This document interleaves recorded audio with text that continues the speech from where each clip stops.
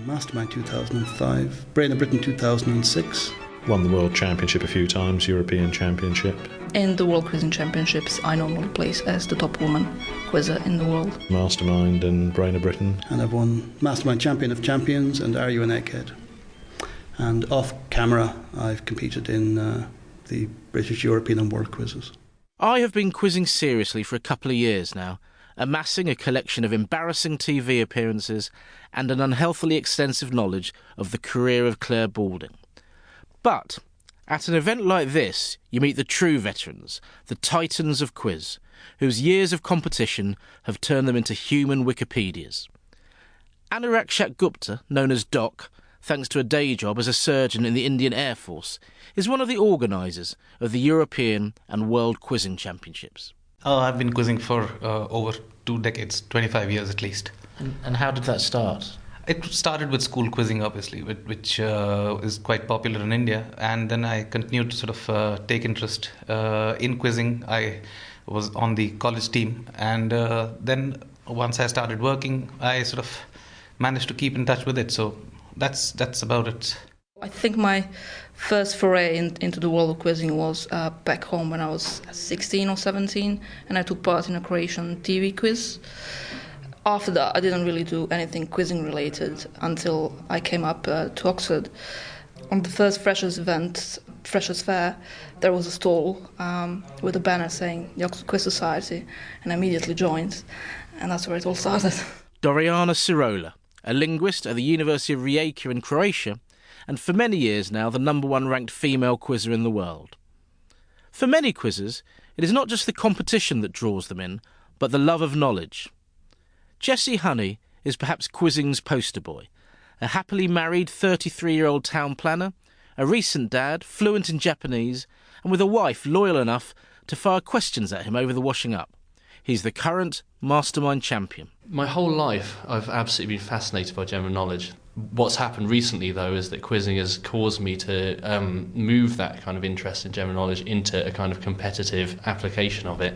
I always thought of knowledge as something that I was just interested in learning for myself.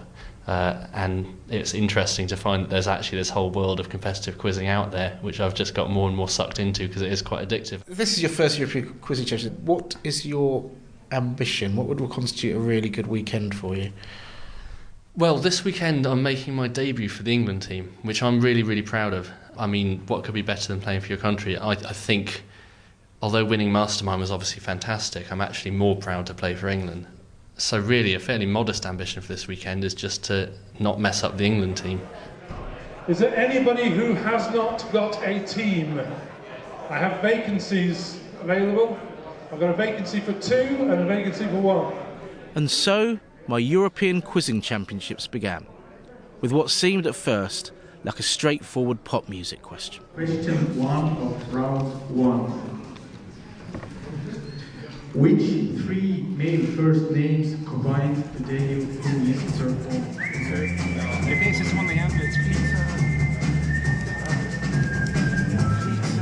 But the agonising first moments of my quiz involved my England 3 teammates and I failing to name Swedish trio Peter, Bjorn and John, a question many school kids would have snaffled up with ease. And it went downhill from there. Question 2. This French actor is noted for roles in Hollywood films, especially Chi-Chi, The Best of Everything and Octopussy. What's the actor's name?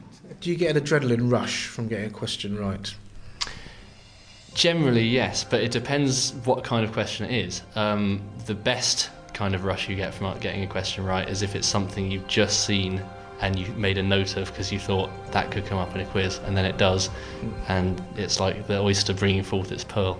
One of the dreams of a quizzer is, to be the only person in a group of 100 people or 200 people to get an answer, and the kind of applause and the kind of appreciation that you get from people around you, it's unmatched. I mean, that's the high, where you say, okay, I knew this before the rest of them. The fact that they all know it now doesn't really sort of matter to you because you were there before. It's like the Everest.